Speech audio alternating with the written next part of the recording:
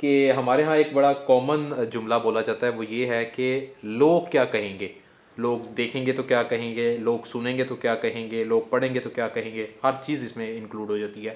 سو بتائیے گا اس جملے کے اثر سے کیسے باہر نکلا جائے؟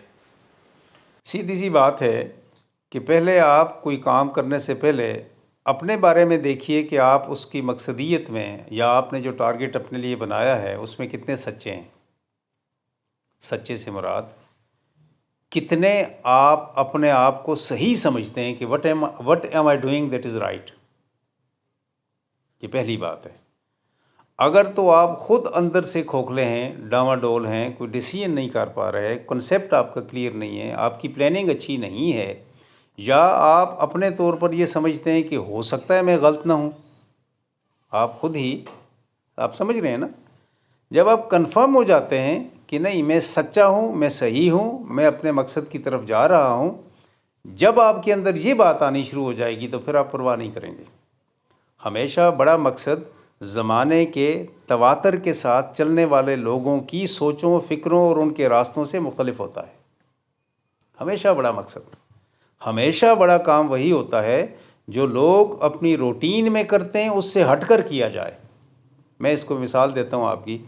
نبی پاک صلی اللہ علیہ وآلہ وسلم سے پہلے لگ بھگ 124,000 مور اور لیس دین میسنجرز اینڈ پرافٹس آئے اس دنیا میں. ہر ایک نے زمانے کی رو میں بہنے کی بجائے اس کی اپوزٹ سائڈ کا اپنا رویہ اختیار کیا، راستہ اختیار کیا. ہر ایک نے انہیں برا نہیں کہا. اپنے قریب آ کر کہتے تھے آپ ہمارے خاندان کے وہ چشم و چراغ ہو، ہم یہ سمجھتے تھے کہ ہم تمہیں اپنا سالار اور سردار بنائیں گے، تم نے یہ کیا کر دیا کہہ کر. یہ راستہ کون سا چن لیا؟ حضرت صالح علیہ السلام قرآن مجید میں تانے دیے جاتے ہیں اسے.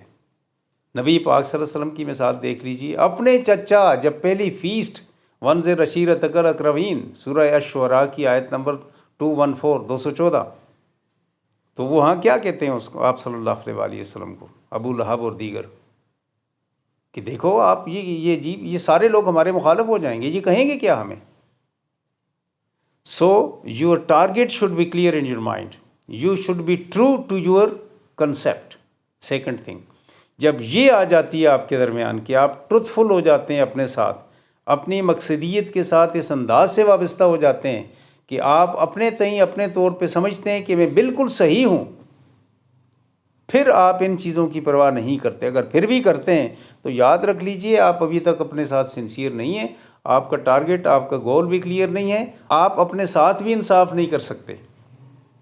اپنے ساتھ جب انصاف کرنے والے بنیں گے، ٹارگٹ آپ کا کلیئر ہوگا، آپ کی سوچ، آپ کی فکر، آپ کی ساری پلاننگ اس کے مطابق ہوگی جو آپ کرنا چاہ رہے ہیں، پھر آپ کو ان چیزوں کی پرواہ نہیں ہوگی. اور یاد رکھیں جب بھی کوئی شخص سچا ہونے کے باوجود زمانے کی پرواہ کرتا ہے وہ شخص تباہ ہو جاتا ہے، کبھی آگے نہیں بڑھتا.